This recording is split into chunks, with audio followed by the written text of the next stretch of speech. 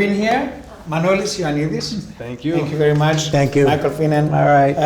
Welcome to the interview for acting on camera class of the Fama project.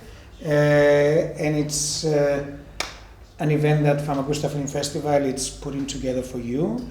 And I'm going to let the rest of it for you. Thank you very much. Enjoy. Welcome. Thanks for coming. Thanks. Talk about getting started. You know, where do you begin and how do you begin a career as an actor? What are some of the things, how did you get into the business? Sure. So, let's see.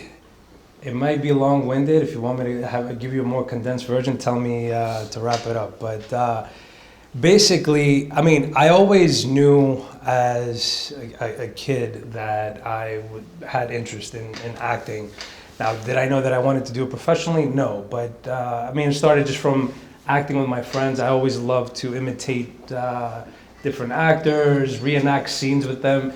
And I would see that I would always try to make it as realistic as possible.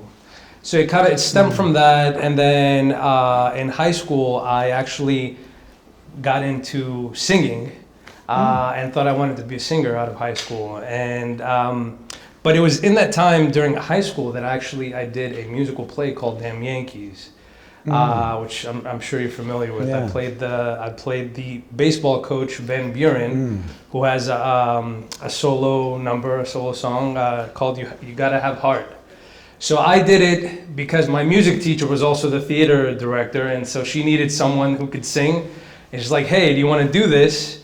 And I kind of just got the part, which I'm sure that's not how it normally works. But in any case, reflecting back on it now as, you know, an adult, I think that was the single solitary time that I got compliments from people that I didn't know, that I wasn't familiar with, that were telling me that, hey, you should pursue this. You're really good at both acting and singing.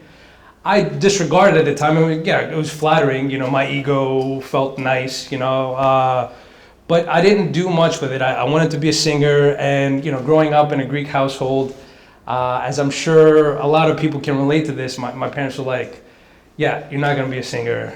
You could, you know, get a degree, and after that you could do whatever you want. Get a real degree. That was their thing. So I had no choice, and I went to business school right after high school. And so fast forward a little later, I finished. I got an MBA, Master's in Business. I had a banking career for 5 years, but I remembered that promise that I made to my mom and to myself and never honored. I never went back to pursue what it is that I truly was passionate about. And so 5 years into my banking career, I was miserable. I'd be getting off on a Friday afternoon, and I'd be dreading Monday coming back. You know, even though I didn't have work to do home, you know, it would just pause until Monday and, you know, go back through the same cycle. And so I at that point I searched. Well, I'm from New Orleans, Louisiana originally, and so there was a lot of movies being filmed there at the time. And I mean, I didn't have the guts or the ability to move to LA or New York. I'm like, well, it's in my backyard. What can I do to find out, you know, if A, I really like this, and B, you know, how, you know, to answer your question, you know, how do you get into this industry? So I had a lot of clients that were in the industry, a lot of, you know, film crew members, producers, some actors, and I'd ask them all the same questions. How do you become an actor? How do you become a working actor? How do you become a professional actor? And they told me 3 things. You got to get headshots. You got to get some training, and then get an agent. With those 3 things, you can begin a career. And so when I kind of had like a quarter-life crisis, like, let's call it, I went on the internet, on the computer, because, you know, phones weren't as smart then, and I did an intro to, I Googled, you know, acting classes in New Orleans, and there was an intro to acting class for $99. I had like 4 minutes to buy it, so I'm like, impulse buy, bam. Right. And a year later, I'm still taking the class, and I'm like, I guess I really like this. It's not just something that's in my mind. And I lucked out that around the year into it, they were filming this movie called Empire State in New Orleans, starring The Rock, Dwayne Johnson, Liam Hemsworth, Emma Roberts, and various other famous actors. And luckily, they had an open casting call, which that also is unusual too.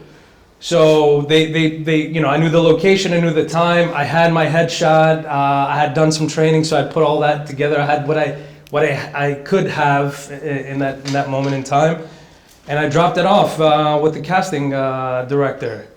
And I was very fortunate to be called in for a role that I didn't book that role, but I actually wound up getting a bigger, better role. Dumb luck, right place, right time. They were looking for Greeks or people that look Greek, and I auditioned for the role of Ernie Anastas, the news anchor from New Orleans, from New York back in the '80s, because this was based on a true story that happened back in '82. It was the biggest heist at the time in U.S. history, bigger than the Lufthansa heist. It was about this Greek-American guy who, with some friends and the help of the Greek mafia that existed here at the time, they stole $16 million from the back of, you know, the courier trucks like Brinks and Wells Fargo, or whatever they're called, that transport money from banks. He used to work in one of those places, and he saw that at the end of the night, they were full of the money. So he organized, you know, a deal where these mobsters came in and broke in, and they, you know, tied them up, and, you know, he told them where the money was, and whatever. Long story short, I booked my first ever audition, which again is unusual, but so I guess it was just, you know, it was meant to be, and so from that I used that to, you know, help me get an agent, and you know, and I think had that not happened, I probably wouldn't have had the patience and the, what's the word I'm looking for? I guess just the guts, for lack of a better word, to stick with it. You know, I think that early taste of success, and success meaning, you know, booking a role and actually being on set and getting to act and see that I was actually good and I wasn't afraid. I felt like I was in my element. That is ultimately what kept me going, and you know, here we are. And well, you said something quite important, actually. Okay. And it was, I could see it being the start of your career. You gotta have heart. And it was a song that you sang. In fact, you even pointed to your heart a couple times while you were speaking, and your eyes lit up. That's interesting. So you're talking about, you know, and the reason why I bring that up is because you're talking about the guts to do it, the fortitude, the perseverance that's needed to pursue a career in acting. Talk about having heart. And, you know, the love of the craft of acting, the love of working on a set and doing what you do, and the satisfaction that you get from that. Because, yeah, you gotta have heart. Look, ultimately, if you don't love it, then don't do it, because it is not an easy industry. It is not an easy profession. Very few people even get to be on a set to act professionally.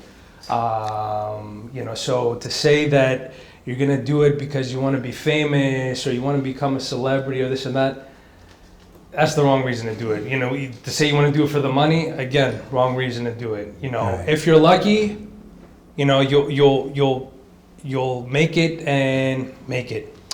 You'll have a consistent career, and you can pay the bills doing acting, and not many people will get to do that. So you have to love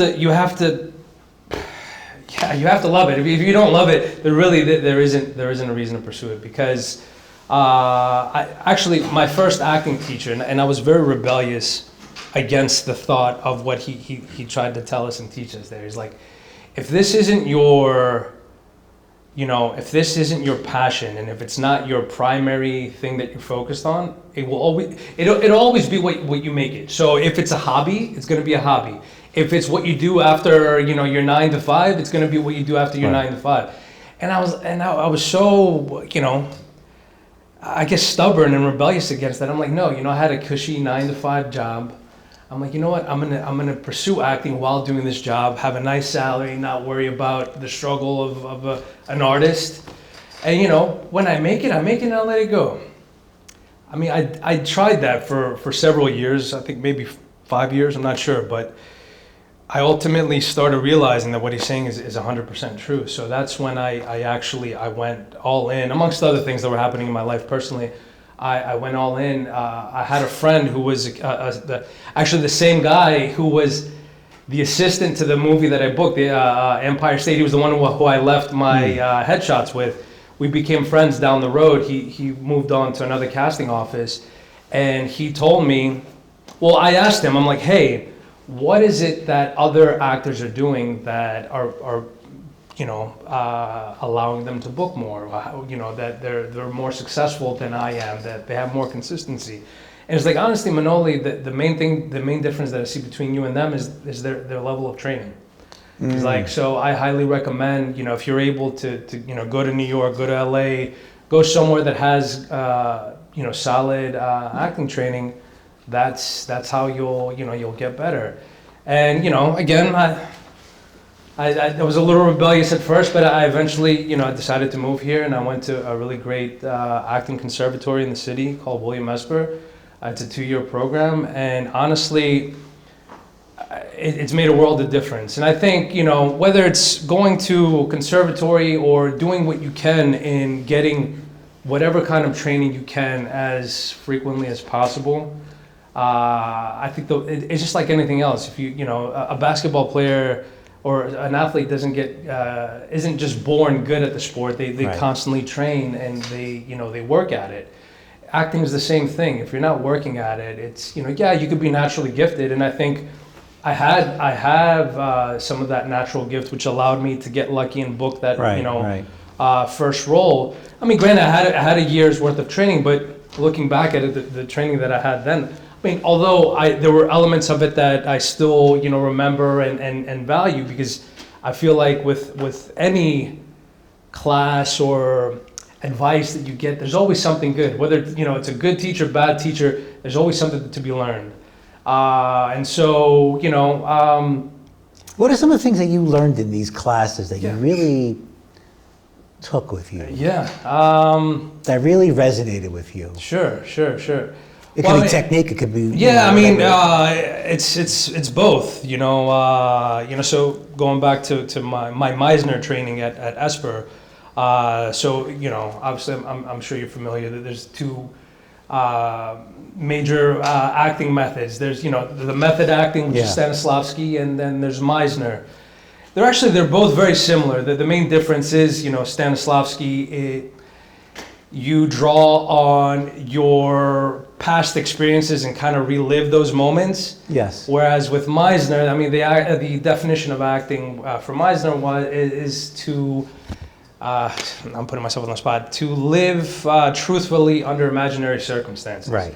So ultimately, what you're doing is you can take those moments. So this is something that I use to differentiate the two, and it's something that sticks with me from my acting training. So let's say your mother passed away, right? It's, very relatable thing. A lot of people go through Sure. that. It's a natural part of life. Yes, if you have a death or something that revolves around death in the scene that you're working on, it's very easy to go back to that moment and whether it be you holding your mom's hand, on her deathbed right before she died, or whether it be you at the funeral, reliving that moment, that could work for you, and it can draw up a lot of emotional life. You can also wind up tapping that out because you're reliving that same memory. Right. You can also go down a dark rabbit hole yeah. because you're again, you're ruminating on something, a negative experience that happened in your life. Whereas with Meisner training, you can take that same moment, but add an element of imagination to it, and still have the same effect, if not a more profound effect. So, using that same example, if your mom died, isn't it more powerful for you to be able to tell her, you see, I get choked up thinking about it. My mom Yeah. hasn't died, Right, you know, right. and I'm creating this Yeah. circumstance in my Yeah, head yeah. where what is it that you can tell her now that you wish you can tell her if she were still alive?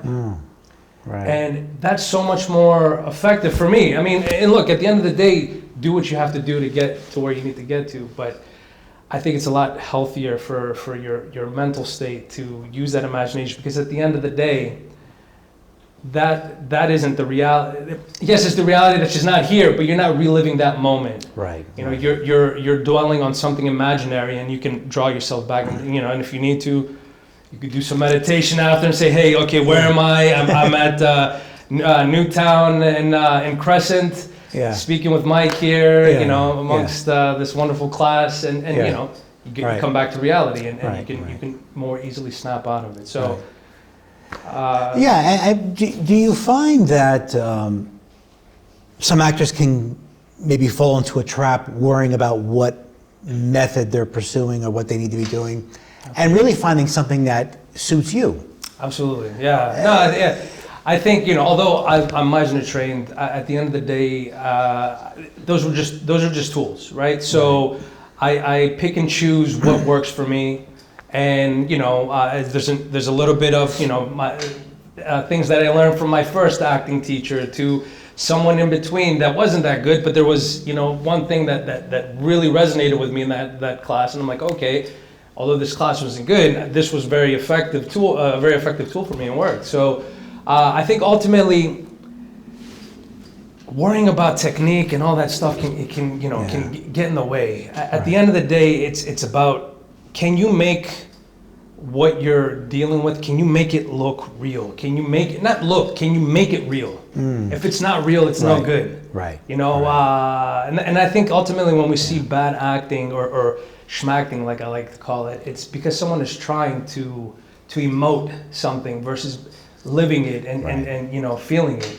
I mean, one of my favorite actors and one of my favorite roles that he did, even though it's not a serious role, but yet it is Steve Carell in The Office. I think the guy's genius, because it's like, yes, it's a comedy, but don't tell his character that. He's living every moment. Like when something bad happens, you see the dread. If he's afraid, you see the terror in his eyes. If he's happy, he's elated. You know, because he's really going through those you know, emotions and allowing them to live in his body and not, you know, put on anything. And I think ultimately as an actor, that's you know, that's what you're trying to achieve, is if when it becomes real.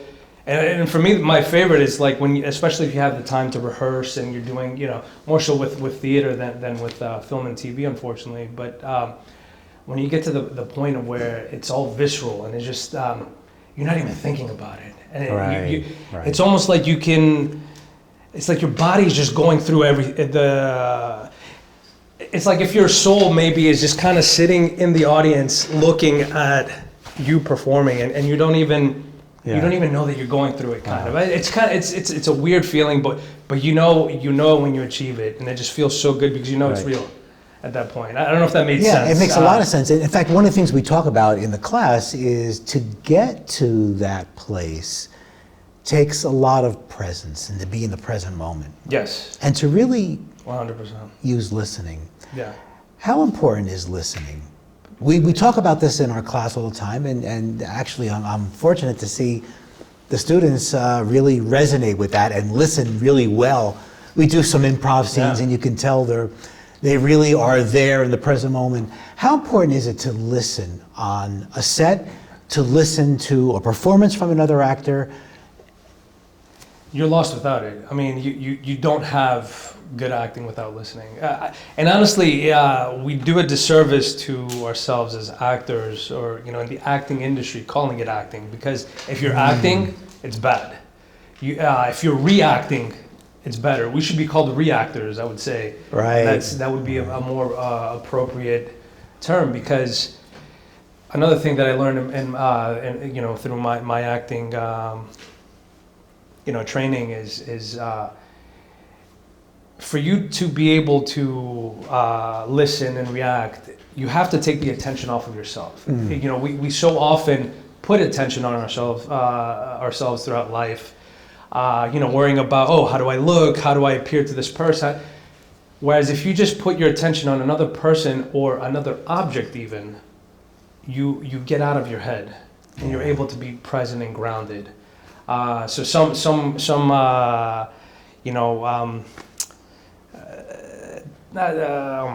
exercises that we would do that would help us achieve that is we would have to do these activities in class that were that were highly detailed, that required all of your attention, so that you can achieve that level of listening and getting out of your head. So, for instance, an example is take a grain of rice and a needle and try to write your name in it. Talk about the level of specificity and detail that takes. That's going to take all of your attention. I promise you won't be thinking about anything else other than that. But you're focused. You're there. You're present. And then in doing that, someone comes into the room and then they're trying to do their activity that ultimately at some point breaks your attention, and you organically get to conversation. So in taking that into like scene work with acting, one thing that I like to do, or one thing that's very important before starting a scene is like what's the moment before, and more so what's your emotional life before. So if you're walking into a room to confront your girlfriend who you are suspicious of her cheating on you, you're not going to be happy and smiley or whatever. You're going to have you're going to be carrying some kind of emotional baggage, and there's going to be an undercurrent of anger that you're not going to come in yelling and accusatory. You're going to come in with the tone that may escalate, it may not. You don't know where it's going to go ultimately. And sorry, I feel like I'm talking in a tangent, but in any case, in doing that, I like to be in that emotional state. Or if I have some kind of activity that I can do, let's say I'm in the room and I'm expecting my girlfriend to come in, or in the scene she's coming in, I'm not expecting. And let's say I'm writing, maybe I'm writing aggressively because I'm pissed off about what I heard or what I saw in those pictures, and you start off from there because that's what makes it real. If you just start off like, hey, I heard you did this and that, it's mechanical, it's schmacking. Well, we talk a lot in the class about, we'll look at classic film clips and current ones, and we look at performances that have an authenticity to it. Yeah. And some of the things you're talking about, laying the groundwork down to get there. What are some of the other things that actors can be doing in terms of keeping it real, in terms of keeping it within the character? And obviously listening is something very important because you have to react from your character and not just a mechanical whatever lines are on the page. What are some of the other things that So again, a key element to that is definitely listening. So having that emotional life prior to the scene, like what was the moment before that got you here, is your diving board into the scene. So that you're going to start off with this level of energy here, whether it's up here, down here, wherever, and you don't know where it's going to end on the other end, but you know the starting point. And so you kind of have to get from point A to point Z based on listening to what your scene partner, the other actor is telling you, whether you believe them or not. You're going to have a point of view about what they say. Mm-hmm. The subtext, we briefly discussed that yesterday, is something that you talk about. It's all about subtext and listening to that subtext and hearing what that other person is saying and letting it affect you. Again, by putting your attention on that other person, you're then able to more truthfully react to it and Gotcha. Pick up on subtleties on their behavior that's going to affect your behavior. Right. So that was my next question, is how do we convey subtext? What are some of the ways that actors can convey subtext? What are some of the tools in their arsenal? So I'm going to be a little contradictory now. Actions. So every line that you have, turn it into an action. So you read so you'll read the script, or you'll read the sides of the scene that you're dealing with, and then it says, okay, so let's say the line is hello, and the circumstance is that you're approaching your girlfriend that you saw pictures of her with another guy. You're not 100% sure, but you're suspicious. Well, how's that hello going to come out? What's the action that you have? Right. It could be, so I would say the more specific you are with that action, the more entertaining, the more interesting the acting becomes. So, if it's to berate, then that hello is going to come out much different than if it's going to be to welcome. Right. So if you turn your lines into actions, it makes it a lot easier to convey what it is that you want versus just generalizing what it is that you're saying. So I think it's specificity, it's action, and so being very specific and having actions and having a point of view, a combination of all these things, along with what's your relationship to the other person. So those subtext reactions and nuances in a performance are different on a big stage, and it's different from the small camera. The intimacy of the small screen. So talk to me about what are some of the techniques that you can do to convey subtlety and subtext in terms of face expression or body language, or what are some of the things that are useful? So that's an interesting question. So I'll backtrack a little, and I think it'll tie into what you're saying. One thing that I learned from a casting director through a workshop that I did with her, another great tool as an actor, especially if you're breaking in. I mean, even now for me, I've been in the game for a while, but if things start getting stale and I'm not getting as many auditions, I start going to casting director workshops where you have casting directors that'll do, they'll give you scenes, or they'll ask you to bring in a scene, and you get to do it in front of them. And one, they get to know you. Two, they get to critique your work. And then three, they have something that's that you're right for. They're gonna remember you and call you in whether you have an agent or not. So going back to what we were discussing though, one thing that she told me that really resonated with me is that when it comes to theater work, your object as an actor, or your objective as an actor, is to bring yourself to the audience. So it takes a lot of voice work and body work, and you're gonna be more big, like they say, so that the person in the nosebleed seats can hear you, can feel you, so you can move that person. When it comes to film work, it's very quiet actually. You draw the person into you. And I mean, even me just whispering now, maybe there might be someone in the back that's leaning in to hear what I'm saying. Right.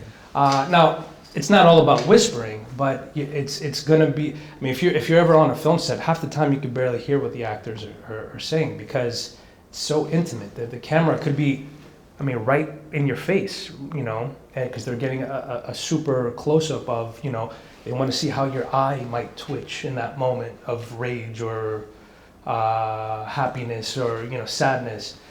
So I try not to worry about the subtleties.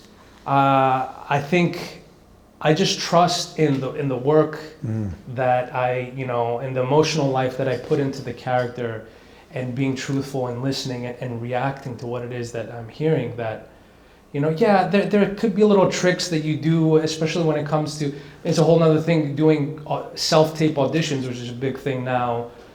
You rarely get to go in the room to audition for a casting director. Most of the times you're filming yourself on the camera, much like this, and doing the audition. So to try not to keep the audition stale, I might, if there's a moment that I think could be effective, that I lean in, because let's say I'm getting in the other person's face, or I'm trying to be a little more sweet, to, and trying to draw.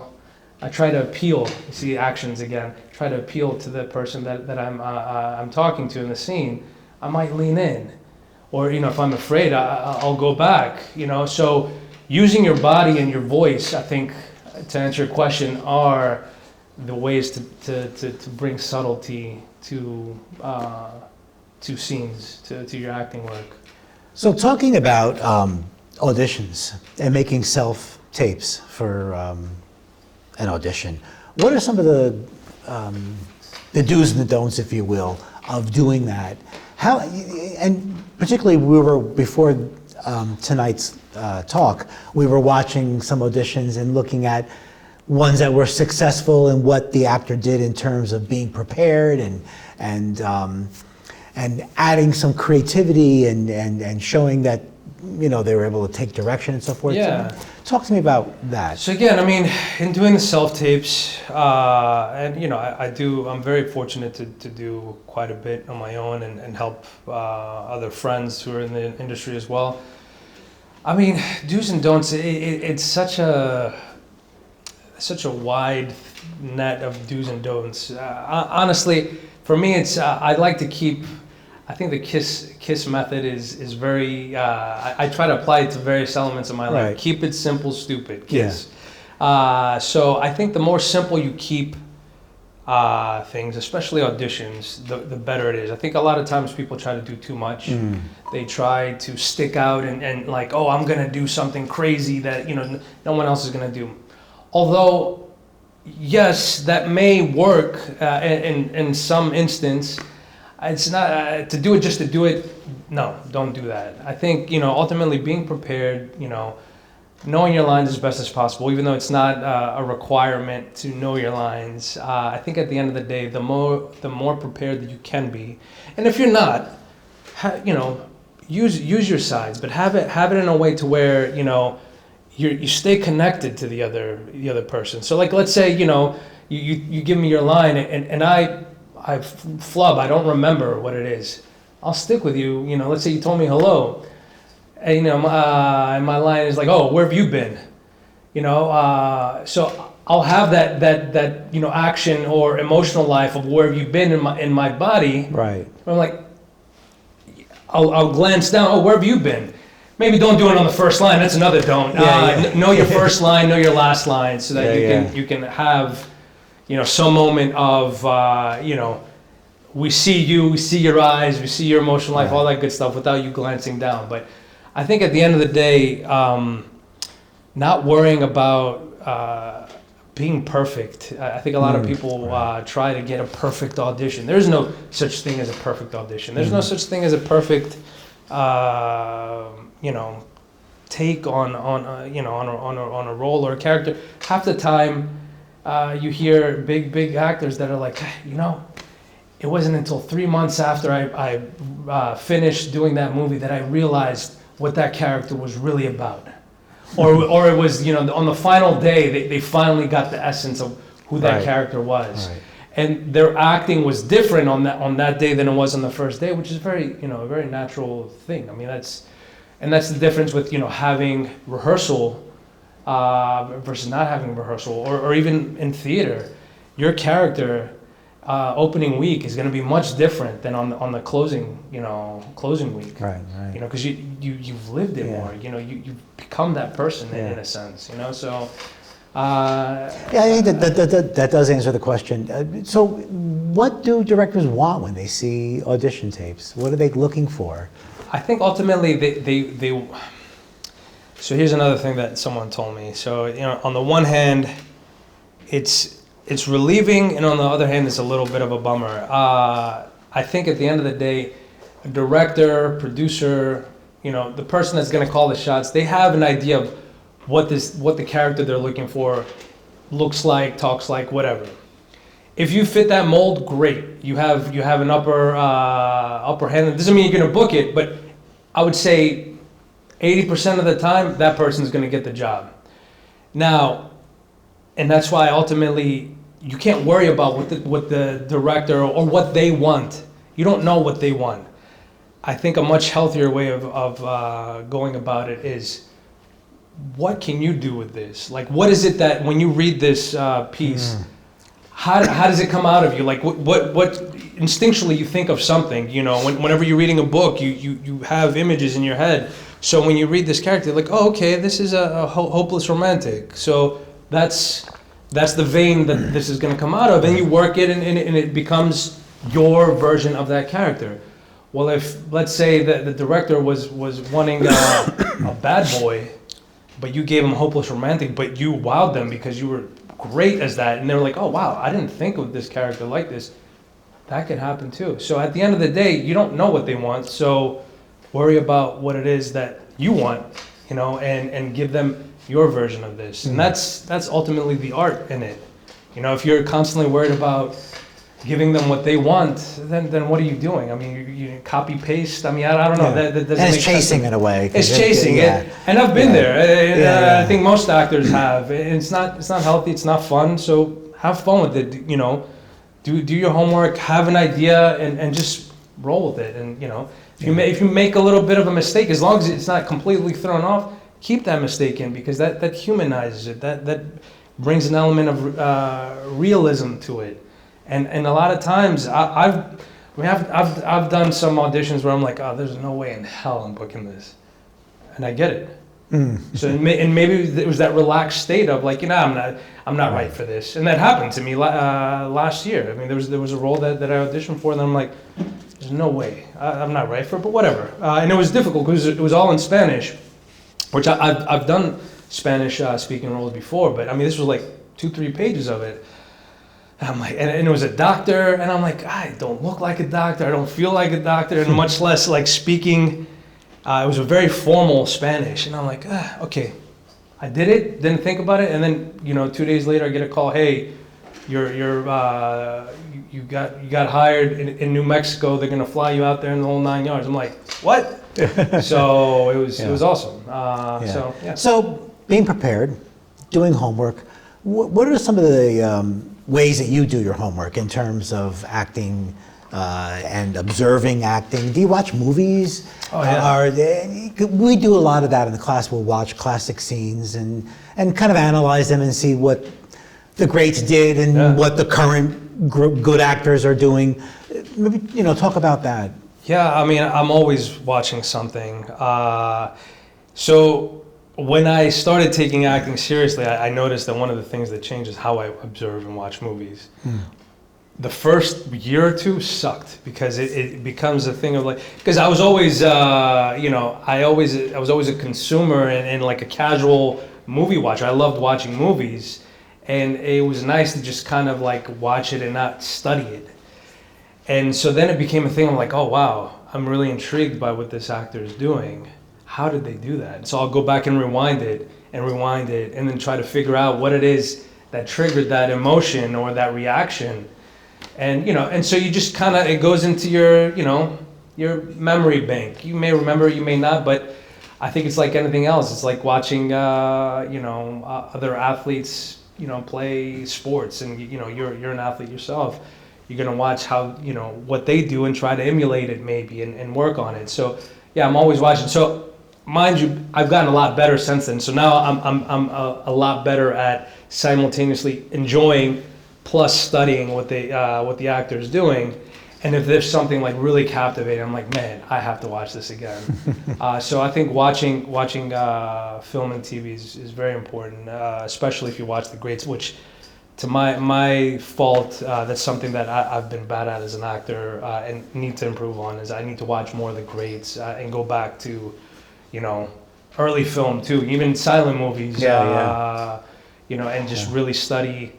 I had another acting coach that his thing was like, pick 5 actors from the 40s, 40s to 60s, let's say, that you think you could be a current day of.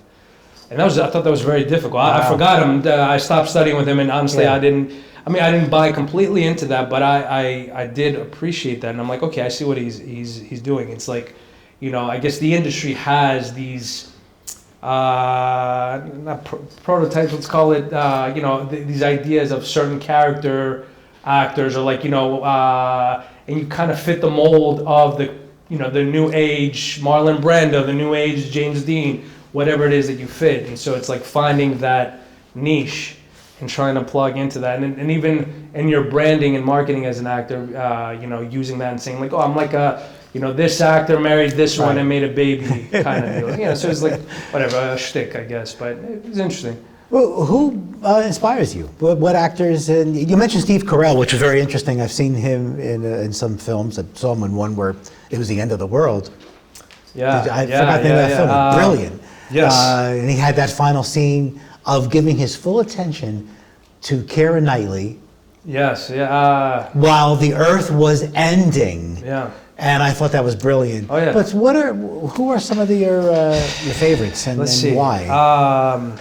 So as of late, I guess some of the more current actors, Jeremy Strong, if you've watched Succession, he plays was technically the second child, but forget his character's name, but he's excellent. He was also in the movie, I'm not sure if you saw the movie The Apprentice, the one about Donald Trump. Mm-hmm. Be what it may, what you feel about Donald Trump as a president, as a guy.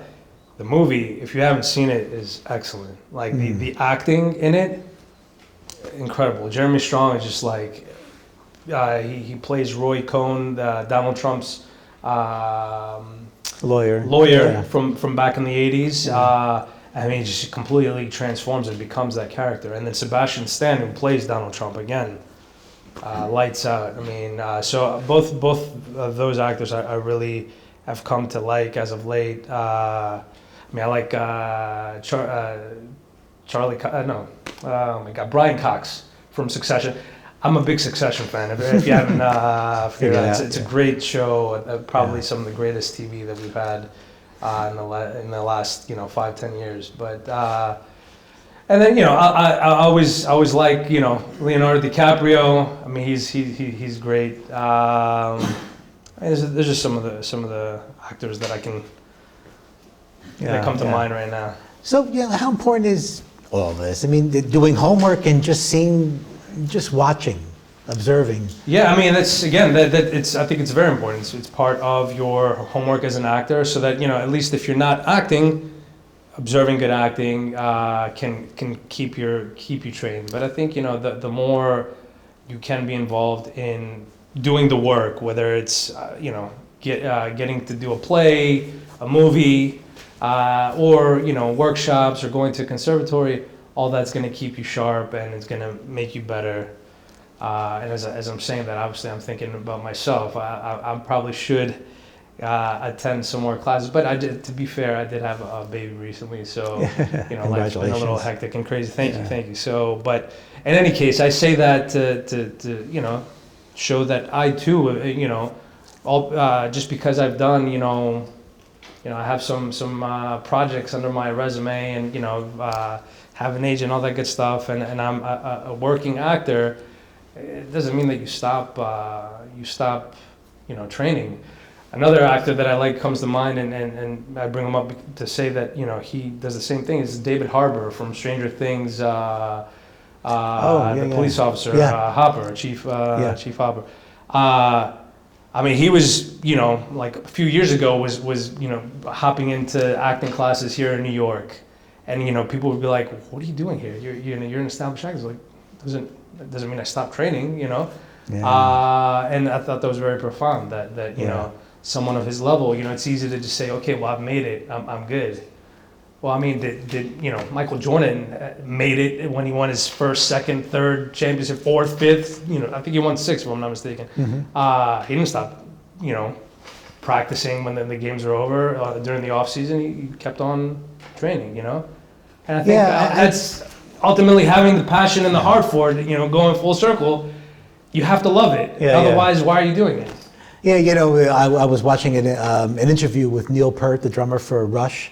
And he's considered he passed away, but he's considered one of the greatest drummers ever. And he took drumming lessons right till the end. Wow.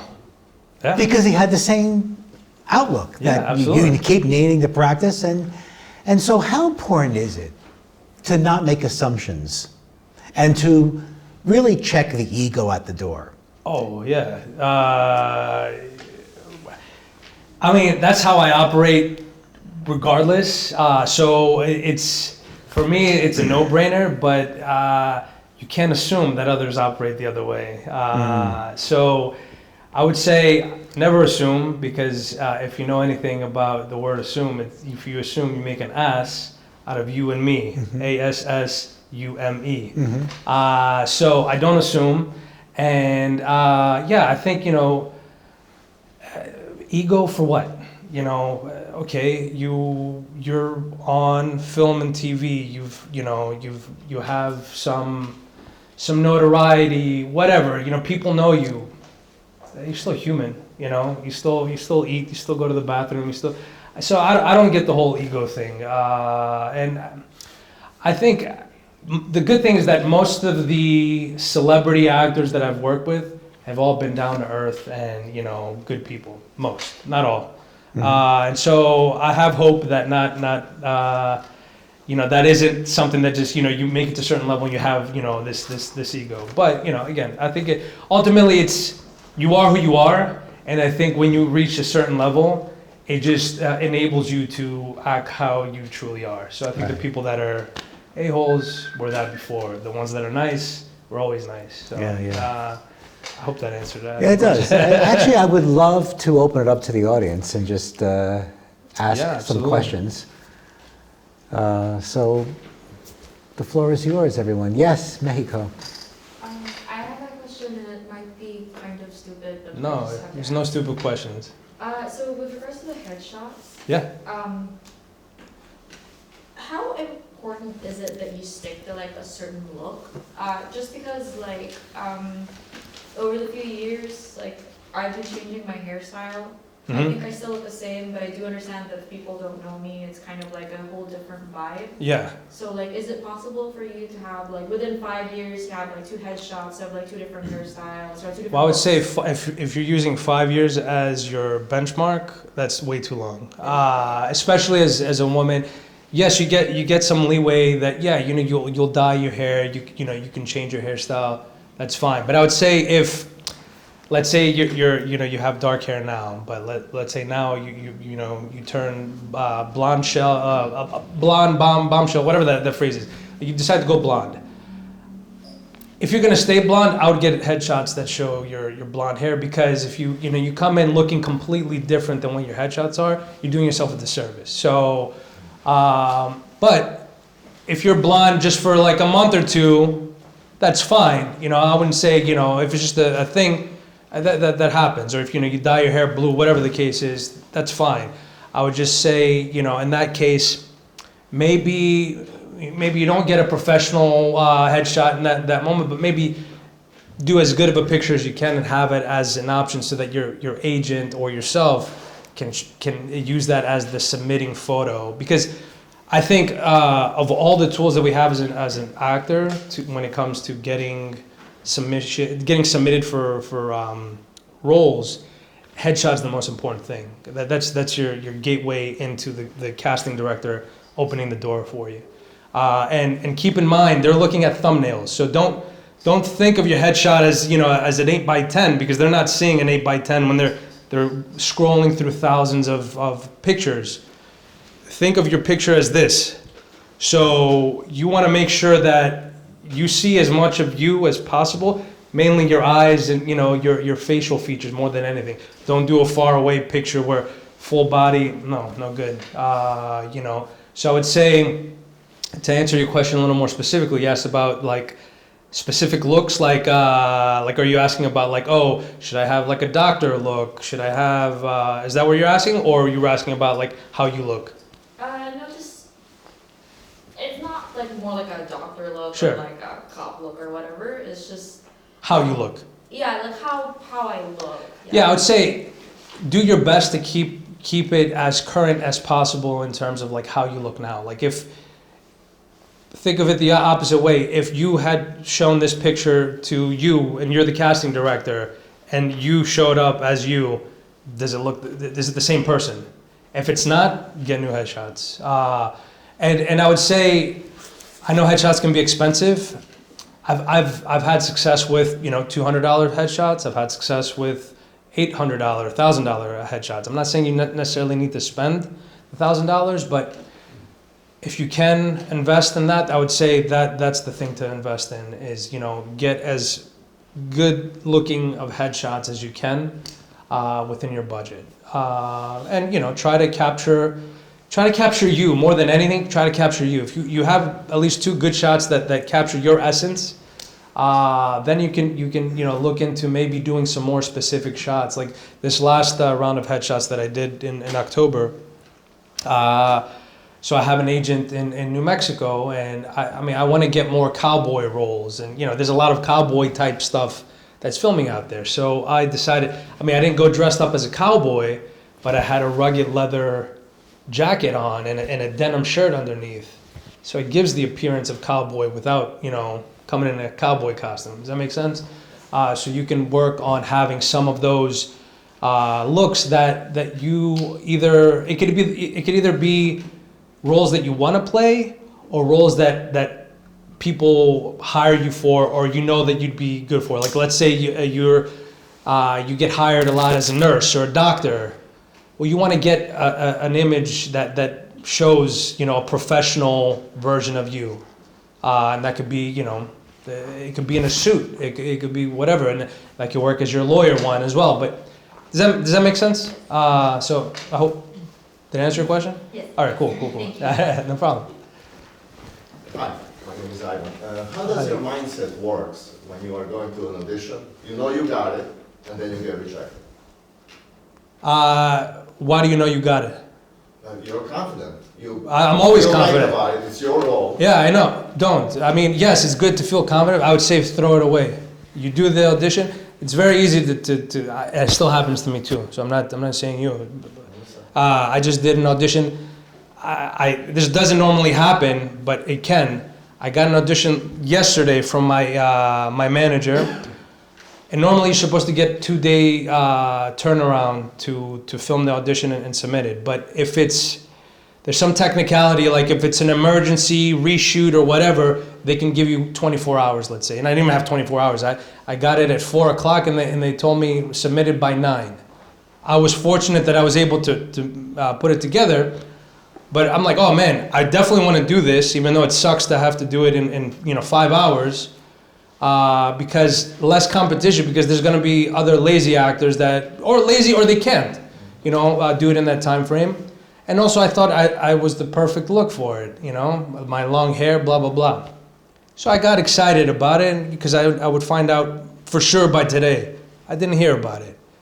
In the past, that would hurt me. That would hurt my ego. Like, oh, why? I did a great audition. I know I did a good audition. I felt good about it. But ultimately, it tears at your heart. So why invest in it like that? So I think have that feeling of, knowing that you did good work, and then forget about it. Go do something that you like. Go back to work. Do what something that's routine and makes you forget about it. It sucks, and trust me, you're gonna get a lot more rejections than you are, acceptances. I mean, you have to have thick skin. That's why I'm saying, if you don't love this, like, please do yourself a favor, like, leave it alone. It's not for the faint of heart. It's not for the thin skin. You have to have thick skin. You have to be confident about your work, and just know that it's either going to work or it's not. But you do it because either you have no other option because you don't see yourself doing anything else, or maybe it is a hobby. And it doesn't mean that if it's a hobby it can't become something. It can. But yeah, I try not to dwell on that, and because you're going to hear no 99% of the time. But that one yes, it's going to be really good when it happens, and hopefully those yeses start, coming in more frequently, I've had years, 1 year where it came in a lot, and I was like, oh man, I made it. No, I'm still in the grind, you have to, but there's the strikes that happen, there, all kinds of stuff can happen, life happens. So, anyway, I'm repeating the same thing over and over. I hope. Of course, thank you. Yeah, of course, of course. Hello. Oh, sorry, I How are didn't see you? it. How are you? Yeah, hey. Would you be open to reading our movie script and possibly joining the project? Sure. Yeah. I mean, I'm not one to say no to potential opportunity, but no, of course, if you have something, I mean, I'd love to connect with all you guys. If you follow me on Instagram, I'll follow you back. I'm not one of those people like, oh, I don't know this person, but maybe do send me a message so I know that you're from here, so that because lately I did this one post, I did this one reel with a buddy of mine who he's got like thousands and thousands of followers and gets millions of views on his reels. And we did a reel together that got over 1 million views. And for me, I'm like, oh wow, that's so exciting. Well, I've been getting a bunch of random people following me now, so I do have to kind of like see, okay, do I know this person? I mean, I'm not gonna accept everybody, if it's some random guy from Kazakhstan that on fields. No offense to anybody from Kazakhstan from here, but you get some random people like that it's like, okay, thank you for following me, but I don't want to make it to where I have like 1 million followers either, so but yeah, please just let me know that you're from here and I'll follow you back, I promise. You had a question.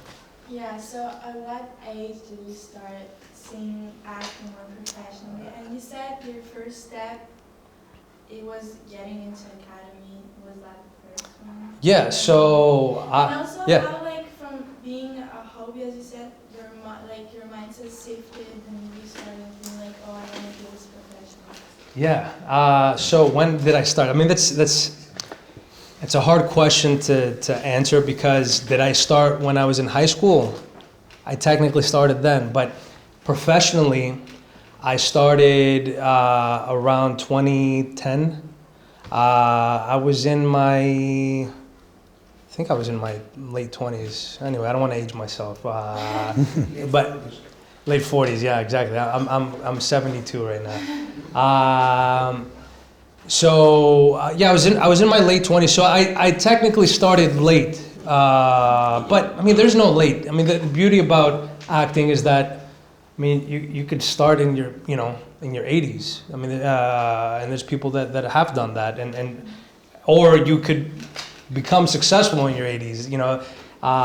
So I think ultimately it's sticking with it because you like it, and then the other thing I find out is that I feel happens is that a lot of people give up on it as they age because they see how difficult it is. In our younger age, we're optimistic and we're like, oh, I'm going to be an actor, I'm going to do this and that, and we have a certain idea of what life is going to be like. It doesn't necessarily pan out that way. So, but I think the good thing is that the people that do stick around, there's a lot less competition because, now you're in an age group that's, I guess a little more tricky to cast because, not as many people stuck around. So the competition is less. And hopefully you've kept on training and you've gotten better as well. In terms of what to do, the 3 things: headshots, get as good of training as you can as possible, and just keep training, and then get an agent. Now, getting an agent isn't necessarily the easiest thing. I was lucky that the first audition that I did, I booked, and I was able to use that to get an agent. I got a good agent out of the Southeast at the time, out of Atlanta.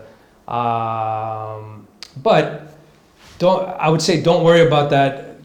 Get the headshots, do the training, and the agent will come. You can get work without an agent, but ultimately you do need an agent, especially if you want to do legitimate, film and TV. Without an agent, it's impossible. You could get lucky. If they're looking for something very specific, which was what happened in my case, they were looking for a Greek-speaking people in New Orleans to save money on not having to bring someone from out of town or whatever, and I happened to be there, so it was like right place, right time. So, if you happen to meet their, if you have a specific skill set that other people don't have, that's something that you put on your resume. Sorry, I should add that too. So headshot and resume together. And look up what an acting resume is like. Don't just make up your own version of a resume. There is they vary, but there is a format to it. So follow that format, and then it might just be one thing in each section. That's fine. Don't inflate it either. That's another thing that I've seen over the years, and honestly it irks me because it's just kind of like, don't, if you were an extra, you were an extra. Don't that doesn't need to be on your resume, unless you're trying to be an extra. Nothing wrong with being an extra, but that doesn't belong on your professional acting resume because that wasn't a professional acting job. So don't overinflate it. Don't make something a bigger deal than what it was, because people smell that, it looks desperate, and it's not professional, and it all falls back to the ego thing. Ultimately, you're worried about what the other person's gonna think of you, or you're trying to inflate your ego and say, oh yeah, I did this, I did that, or whatever. And I'm the worst person to ask about that because I'm the opposite. I downplay everything that I do. Alex can attest to that. I mean, he's always trying to promote me to people, and I'm like, please just stop, And that's bad. That's also bad, I should be more forthcoming about what it is that I've done because, big or small, a lot of other actors haven't achieved that, and I don't say that to sound a certain kind of way, so I need to be proud of what I've achieved, and, and... Can I say a story about that? Sure. Actually, he's right. We had dinner for Schmarks last year, and I think it was your first theater. No, with you. My first Greek... Actually, it was Greek, yeah. Yeah, it was my first Greek theater. And when I succeeded to get him at the show, he told me if I'm going to have a movie, we have to cancel the show. And I was like, yeah, it's going to be good for me too. So when I tried to promote him, actually it's about me, not him, I'm just teasing him. But, during the rehearsals you had Penguin, right? Yeah, I booked an episode of the Penguin. And actually when we start playing the show, when we put the show on stage, you had the shooting, and I'm gonna say that, sorry, he was so excited too, and you got the bullets, right? Yeah. He was like, I got the bullets, I have the bullets from the movie. I got shot at in the scene that I was in by the Penguin, by Colin Farrell, so I kept some of the bullet casings as... And I knew his reaction. If I was going to tell him before the show, I knew what he's going to say. So every time at the end of the show, and it was like, we have Manuel Ioannidis, that he's part of the Penguin. And the first night that I did that, he was like, just shut up. I was like, I'm going to keep saying it, and you can shut up me, but I'm going to keep saying it. I have a question. Can I? Yeah. No. Who's The class, we start mid to late June. Okay. And the students, they come back mid-September to mid-November for 2 months, 8 weeks, and we're shooting a short film. Okay, And I nice. take it where he left. If we have a small part for you, Depends how much money are we talking. And actually today we have Tokyo Sasaki, actor and director, Nice. and I'm gonna ask him to be part of the movie too. Nice. Thank you for being here. Hey, I was part of your movie, you're gonna come to it. So, yeah. No, that's of course. If I'm available, I'd be more than happy to participate. We can, So we're gonna put another one movie because the class goes to between 8 to 10 students. So Nice. we go from 8 to 10-minute short film. If you are included, so we're gonna make it another one. Oh, that's great. That's great. Yeah. No. Mr. Yanis. Question. Yes. Okay. The obvious is that an actor has to have a character. To Okay. be nice, to be professional, right? So I see that this is the obstacle of most people who want to do this. Because what they usually try to do is satisfy their ego. Instead of trying to be professional, to do something, to have so have you been with people like, did you have any challenges, real challenges with other people working with, directors, actors, how did you deal with that? Theater or do you movies. think, I'm not saying and do names. you think that character is maybe one of the most important, not most important thing for somebody to get into the industry. I think more so than character, it's just truthfulness.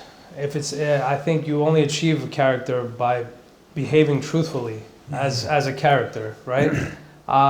So which involves no ego and involves listening and a lot of the things that we discussed today. What I like to do in those situations when I'm working with an actor who is, or a director or whatever, that's very egotistical. Again, we're humans, right? So, and we're going through things.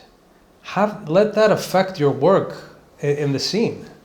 You know, I mean, obviously it's easy in that scenario that I created with the you know, boyfriend, girlfriend, you know, whatever, getting into an argument. Let's say they're not, but you could be having a bad day or a bad moment. That can seep into the energy, and it comes out.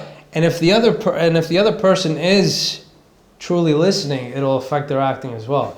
Now you will come across moments in time where the other person doesn't listen, and I find that the most difficult. You know, we've unfortunately we dealt with this in one of our productions. I'm not going to name names or productions. Please don't. But you can have someone who's so above what's happening and doesn't want to listen and doesn't want to participate.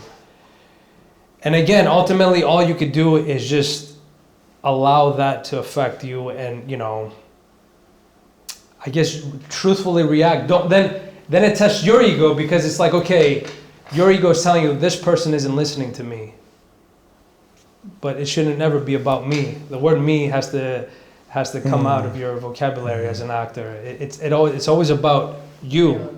It's always about it. It's never about me. Right. So I think that's the only way to you know, keep it real and not get caught in some kind of ego trap, I guess. Does that make sense? It does. And one more question. Who's your favorite American actor? Who's your favorite Greek actor? Oh, wow. So I guess, again, what... Mr. Alex is my favorite Greek actor. No, another actor that I've truly come to admire lately is Pedro Pascal. He's awesome. And again, it's hard for me. I don't have a top actor. I have actors that I gravitate to, and when I see that they're on projects, I'll definitely watch. But one thing that I've come to hate in a way, because it's like, I hesitate to use the word hate, because it's like, I also don't want that to go away, because I hope to achieve that level of success as an actor, and I'm one of those 5 actors that are being circulated in every movie and TV show, so that, you know, I'm constantly working. But I kind of hate that, you know, we have stars in a way, because it's like the same 5 people are in everything. You know, and it's like, okay, I get it, but I'd like to see some new faces, you know. A big problem that I have, I'd love to talk to you about this later, is Christopher Nolan shooting the Odyssey movie. I love Christopher Nolan. His movies are great. I love all the actors that he has in the movie. But he's making this big claim of wanting to make the movie very authentic. How is it authentic when we don't have a single Greek actor in it? I'm not saying, you know, we have big famous Greek actors. I mean, you know, probably the most famous that we have, you know, outside of, like, you know, if you're not Greek, right? Let's see, Greek American actors, John Stamos and Zach Galifianakis. Okay, they're not superstars, and I'm not expecting them to be in the movie, but they're not the only Greek actors that exist, you know. And I'm not saying they have to be the main. They don't have to be Odysseus, but come on, you don't have anybody that's Greek. And outside of that, like, okay, because unfortunately, you know, when it comes to, you know, I don't want to harp on this, but like when it comes to Greek, let's say, or Italian or Irish or any other white nationality, it all gets like jumbled together. It's like, okay, well, they look white, so that, you know, put them in there. Yeah, but okay, Matt Damon, you can't tell me Matt Damon looks Greek. He's not believable as Odysseus. He looks stupid. I'm sorry. The only person they have on the cast that looks somewhat Greek is John Bernthal. The Punisher, if you is the most famous thing that I could think of. He's also in the TV show The Bear, excellent show if you haven't watched the Bear. But yeah, I mean, you know, so I'm all for, you know, diversity and inclusivity, and you know, but if we're trying to be authentic, let's be authentic, you know. And at one point, he wasn't even going to film it in Greece.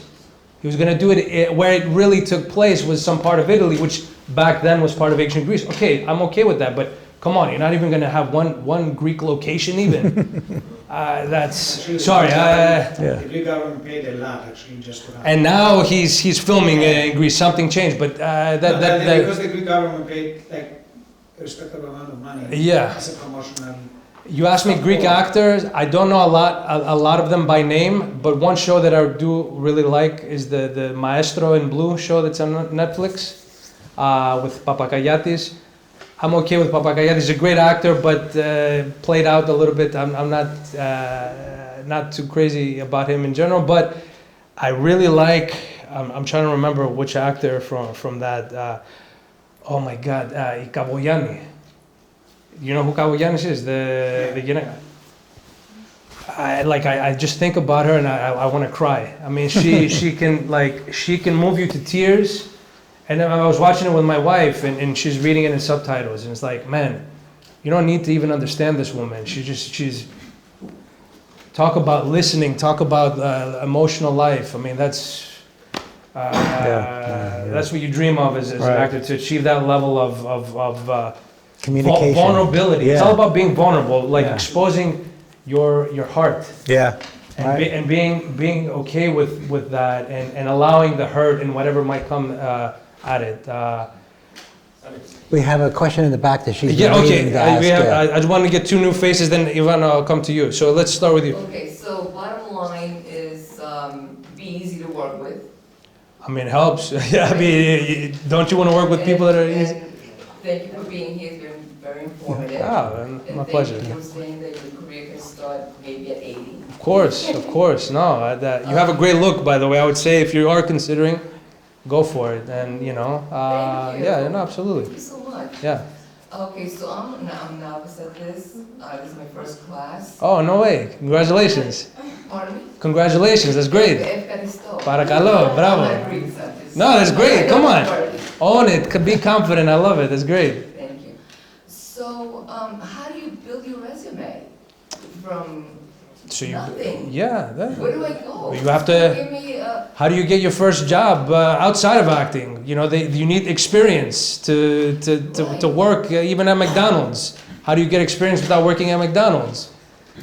You train, and you network, and you have the materials that I told you. In getting a headshot and in training, you're gonna come across people that, you know, like our friend in the back there who has a movie idea, and Alex here that's making a short film. That short film, you can use that as part of your demo reel to show to whatever agent that you're pursuing. exactly, especially if he's signing off on it. Yeah, of course.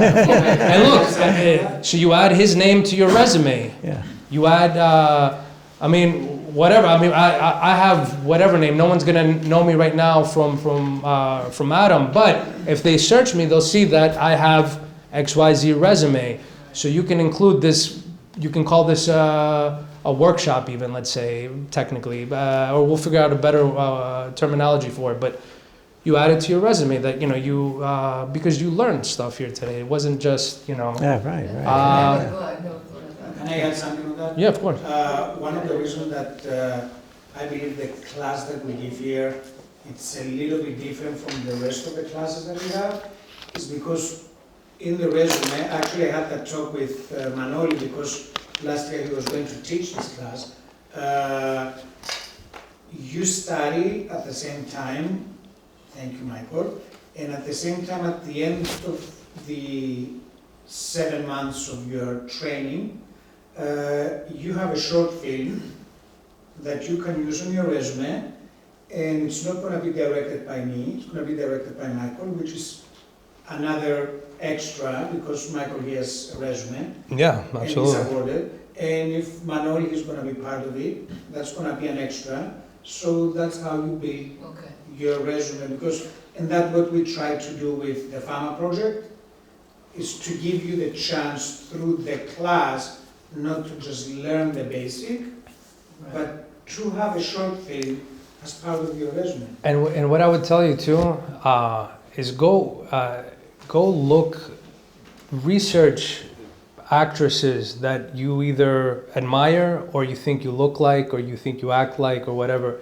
See what it is that they did. Look at their path and try to emulate that. I mean, look, we're all, nobody's inventing acting here. Nobody's, creating anything new or different. So steal as much as you can without stealing, if you understand what I'm saying. Go to even my website and look and see how I have it set up. Look at my resume. Go to my IMDb. Look at who my agents are, who my managers are. Now you have to pay for IMDb Pro to get that information, like the agents and contact and all that stuff. But if it's something that you're seriously, wanting to pursue, I mean, I pay for it. It's a tool that's very, very helpful. I go and research shows and casting directors all the time, and sometimes I reach out to people myself directly, or I'll have my manager or my agent reach out and say, "Hey, look, manager, agent, I know that this director is working on this movie, and I know that I'd be a good fit for that movie. Oh, Can you pitch me to them?" If you have a good agent or a manager, they're gonna do that because you'll see eye to eye with them, like, oh yeah, you're right. They're gonna be looking for XYZ type of roles. I think, and if they know specifically because they have the breakdown, yes, I see here that whatever the nurse, you'd be great for that. I'm just picking random things. So that's how you do it. You learn by observing. Yeah. I think my favorite definition of actor is an observer of human behavior.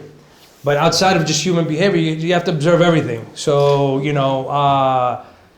so look at what other people are doing and try to, do that for yourself as well, That's what I've been doing, Thank you. Yeah, absolutely. Yeah, absolutely. I mean, I know you're busy, but I don't know if you watched that new show Matlock with Kathy Bates. No, I haven't. Oh, I heard it's good though. Yeah, it's And good. she's a phenomenal actress. I love Yeah, Kathy It's Bates. really good, and I just try to study her, Yeah, and I don't know how she does it, but it comes like from within, like, of course. like her face changes with a kind of not even moving. Because she feels it, and ultimately that's what you train and you learn to hone in on. I mean, that's the craft of acting, right? Is you find ways that make you change your behavior naturally, and that's what you wanna achieve. And so she's been doing it for so long that it's probably comes to her a lot easier than most at this point. But that's why she's a professional, and you'll get there too if you're not there already. You just have to keep keep working at it. Like you said, I keep like rewinding, to that spot, Yeah. and just keep watching. Yeah. Well, it's good. You're doing your homework. Yeah, that's that's exactly it. It really. That's why we watch clips. So many clips in this class. It's just to keep looking at what others are doing and then make it your own. Javier Bardem, that's another Yeah. one. Another Javier Bardem. He did No Country for Old Men. No, yeah. If you haven't seen that movie, he's phenomenal in it. But there's a specific clip that I keep rewatching. It's him walking into the gas station and talking to the clerk behind the cashier. It's great.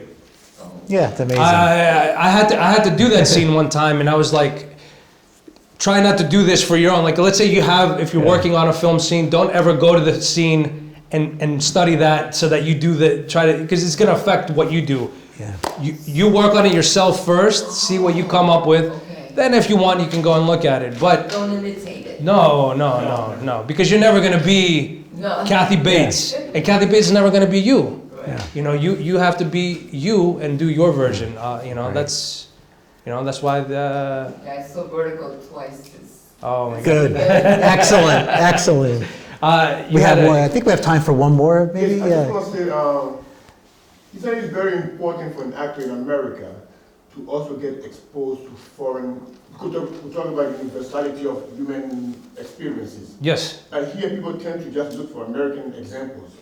Is there, because when I look at a room right here, huge diversity. Yes. And then when I was growing up, we would watch Hindu movie, cowboy, Arab movie, the whole thing, but here it tends to be just American. So I think people limit themselves by just doing this American study only. They have to be exposed, maybe watch other great people from other Sure. countries. I think. I mean, I think that How definitely does helps. that help you if you, as an personally, watch Yeah. other movies from other countries? How does that really help you? I mean, for me, it helps. Look, I think, again, as an actor, I think it's really easy to get stuck on just focusing on acting and watching film and TV and this and that. And that's all great and it's all very important. But I think even more important is to get experience as a human being. Because all these experiences that we collect throughout life, that's what makes us better actors. You know, so that's why you see a lot of times. So when I went to acting school, I was in my 30s, and I was surrounded by a bunch of 18 and 20-year-olds, and I felt in a way that I had a leg up on them because of just life experience. You know, they've barely just begun life. You know, and you're asking them to do these tragic scenes and this and that. I mean, how much pain? I mean, some people have gone through a lot of stuff by the age of 10, much less 18, and that's rare and fine, and and everybody has their own thing. So I think to add to what you're saying is yes, I think exposing yourself to foreign film and TV is great, and you're seeing it more. I mean, look at how much foreign content is coming to Netflix. Even Squid Game. Yeah. I mean, it's all in Korean, and it was widely popular. The La Casa de Papel. What's the Money Heist? Money Heist. Very great show. And phenomenal acting, all in Spanish from Spain. So I think at the end of the day, good acting is good acting. And I hear a little bit of an accent from where are you from, if you don't mind me asking? From Ivory Coast. Yeah. Wow, that's beautiful. So if there are actors or films that you consider great from your country that you watch, they speak French, right? Yeah. So watch it because at the end of the day that helps you grow. And honestly, even the scene here has changed so much. It's become so much more diverse that I noticed that even just in the time that I've been doing it, there's a lot more foreign actors working in the scene than there are just Americans. So I would say that's part of your skill set. That's part of your superpower as an actor, and I would say hone in on that. Now, if you're able to also get a clean American accent, it's going to help you out. You do live in America, but I wouldn't say that's something that would hinder you or make you be any less successful. There's a lot of famous. Javier Bardem is a great example. I mean, he's from Spain. Penelope Cruz. These are kind of actors that have accents that have become really popular. So now Penelope Cruz is faking. I forget her. That's what popped into But my mind. another important thing about this is that when doing homework and looking at great scenes, study everything. It's not just looking at actors. Look at how a director set up a scene. Look at how the music composer set up a scene.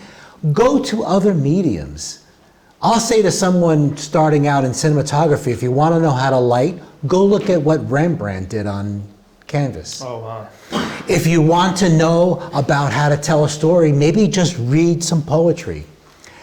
All of that perfects your craft. Don't limit yourself to just watching acting. Yes. You can absorb it all because it's all the arts. And there's so much to get from everything. Just widen your scope, Can we have another extra question? Sure. Do you have a question? Because I know Ivan had one, and I know I'm sorry, I don't remember your name. Just quick. Darren. Yeah, I don't mind answering I don't both. mind too. I mean. But you know, if we have to go, we have to go. I'll But be quick though. okay, so let's go with you. Sorry, yeah, I just No, wanted it's to okay. ask, because I know that, you know, like as an actor, like life's pretty busy and hectic. Some As a human being, life is busy, I think. But I yeah. was, I was wondering, like, how would you balance that with, let's say, if you're in a relationship or married to a non-actor? Yeah, I mean, look, I'm very fortunate that I have a very supportive spouse, and ultimately it comes down to that. If you find someone who's not supportive, it's going to be hard. Now, if you're a successful actor, if you're, you know, making hand over fist money as an actor, I don't think anybody's going to be, you know, against you being, you know, an actor, right? But being a working actor, you know, you have your ups and downs, right? You're gonna have, it's feast or famine. So, and there's more famine than there is feast. So you have to find ultimately someone who's gonna be okay with it, you know, because I don't know, and I'm not here to tell you, if you have the opposite that it can't work out. I've been in a relationship where they weren't okay with it. I'm no longer in that relationship, and I'm now with my current wife, who is very supportive. I mean, she's not crazy about it, don't get me wrong, but she loves me for me, and she knows that I'm passionate about it, and she admires how passionate and how much heart I have towards acting, and so that's what keeps me able to keep doing it. It's a very hard thing to deal with, and I know exactly what you're talking about, because I've been there when that, you know, you're dealing with someone that doesn't see your vision or doesn't have that same. And look, let's be honest, most people are, when you tell them that you're an actor, they don't believe it, or they think that, It's not a good job. you know, unless you're some A-list actor that they know, really, and even then, it's just always weird conversation. So no one's really gonna understand you other than other artists. So I think you just have to kind of know that that's the case, and, you know, again, find someone that's gonna love you for you, regardless of acting or not. You know, maybe you're into something else that's, you know, that you're very passionate about, that, you know, they're not into. You know, and if it truly bothers them, then do they really love you for you? I mean, does that make sense? That makes sense. Yeah. So. Regardless how many hours you spend rehearsing for Sure. the theater show.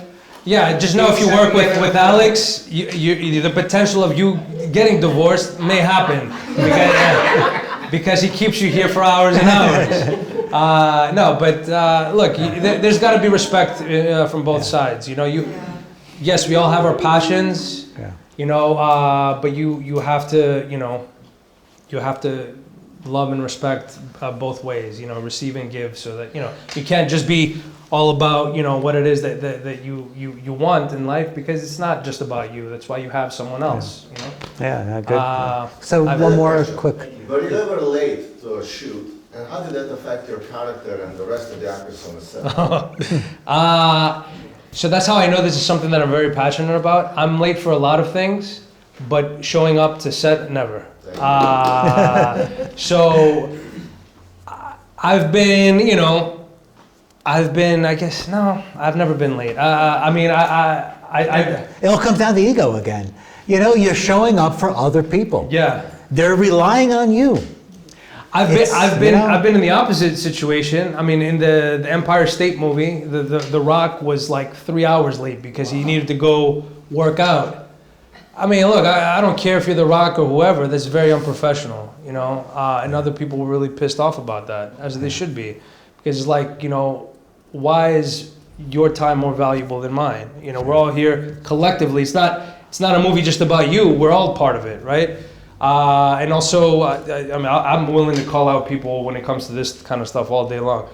Queen Latifah worked on the Equalizer TV show on CBS. I mean, she's the freaking executive producer.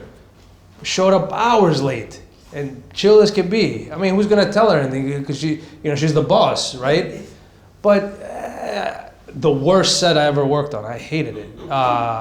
You know, not because of her necessarily, but you could see that that level of professionalism trickled down because it was from the top all the way to the bottom, you know? Yeah. And so I think, you know, ultimately how you portray yourself is, you know. Yeah. Actually, I worked with Manuel, I direct you like 2 times, right? Yeah. Never late. 10, At rehearsals, 15 rehearsals maybe sometimes. minutes. But I mean, let's look, we're doing a lot. I mean, rehearsal's a different thing, but Yeah. when it comes to like the performance, never. I mean, rehearsal, you've been on time, I mean, and really he had patience, like I was like, how can you, I saw you only one time getting upset, really upset, but I was like, wow, I mean, really calm and trying to work with people. We have another one. Yeah, Uh, David. If possible. yeah. Yeah. Yeah. Amoli, thank you Yeah, for of coming, for your time. Of course. You said for a little while that you weren't all into your acting career for like 5 years. Yeah. And my main career is in a different field, although Most of since our, I'm most of taking- us is, yeah. which is good. And since I have been taking this course with Michael Finnan, who has been fantastic, and Alex, who have both been helping a lot. Oh, please. You probably already answered this question with all of the advice and wisdom you have given us today, come on. honestly. As someone who might be pursuing it, is passionate about it, I have been a dancer, I have been on stage. Nice. I have not been Congrats. on film. What advice do you have for someone who wants to pursue it as a second career and as a possibility of making it more? So look, I think ultimately the more time that you can put into it, just like anything else, what you make it is what it's going to be. So, and look, at first it can maybe just start off as a hobby, especially if you're not 100% sure about it, or you know, you don't have the ability to go all in. I mean, I was fortunate in that. I mean, the reason I couldn't go all in the beginning is because, well, one, I was in a bubble. I had a nice salaried job that, you know, why would I leave that? That's stupid, right? Logically. But this is a very illogical, you know, business. I mean, this isn't, you know, I mean, you hear about actors living in a van or living, you know, The Rock calls his production company $7 or something like that. He had $7 in his pocket at the time that he got his first break, you know. I'm not saying that's the way to go. I'm not saying go out of your way to be homeless. But I think all those stories, ultimately what they portray is that, or what they convey rather, is that you, I mean, you have to make it your main thing at some point. I don't think there's a way, unless you're the son of or daughter of somebody, you know, in the industry that can give you a break, or you get lucky and meet someone. It can happen, you know. It's just not the reality of it. So I think that, you know, the more time you can devote to it without going broke or homeless, I mean, that I think should be your goal. At the time, to be quite honest, what was going on with me is that I was with my ex-wife at the time, and we reached a point in our relationship where it was either we were going to divorce there in New Orleans and that's it. But I guess for me it was like, okay, we already crossed the path of, like, you know, getting married, and I take that very seriously. It's not like, you know, we're just boyfriend, girlfriend, and, you know, okay, bye, see you later. And like, no, I don't want to be divorced at the age of whatever. So one of the ideas that we had, and it was very, again, illogical, because I was the breadwinner in that moment in time. I was like, well, one of the things that she didn't like about me was that I wasn't passionate about what I was doing in life. I hated my banking job, my other career job, or day job, like they like to call it, right? And so I'm like, okay, I was trying to think of ideas, like how do I try to, you know, satisfy what she wants, which is, you know, nice that she's telling me, okay, I don't like that you're not passionate about what you do. Well, I don't like it either. So how do you know, what is it that I'm truly passionate about? I'm passionate about acting, and she knew that. And in our therapy sessions, blah, blah, blah, I'm probably going into too much detail here, but whatever. I was like, hey, we went to visit New York. She was a nurse at the time. She did a travel nurse thing here for a couple months. You really liked it. You want to travel and be in other places. What if we go to New York? I've always wanted to go to a good acting school. I was told by my casting director friend, you need better training. I was like, this all kind of makes sense in an illogical way. The problem is I wouldn't have this steady salary that I have, and being that I'm going to go to a full-time school program, probably not going to be able to work as frequently. I'll try to find what I can. In any case, I mean, the relationship was already doomed, but it was a blessing in disguise for me, because had that not happened, I would have never gone all in with the acting. And that's when I truly started becoming an actor. Even though I had done I'd done the Empire State film, I'd done, I think, 2 other projects at that time, another film and another TV show. But I say that's when I started acting, because that's when I gave it, my full attention, and it was kind of like sink or swim. Now, I was fortunate that having worked in the banking industry, blah, blah, blah, I saved some money. I was able to support myself and not go broke.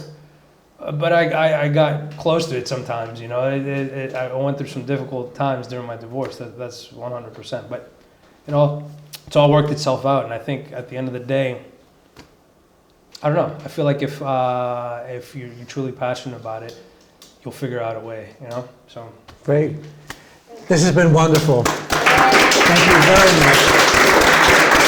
And thank you all for staying a little longer. Thank you for coming. I'm going to make some announcements. Thank you again. Thank you for having me. Thank you for... Yeah, good conversation. Absolutely. Thank you. Oh, guys, Yeah. we should Can we take all a take a picture. picture? Oh, yeah. Yes.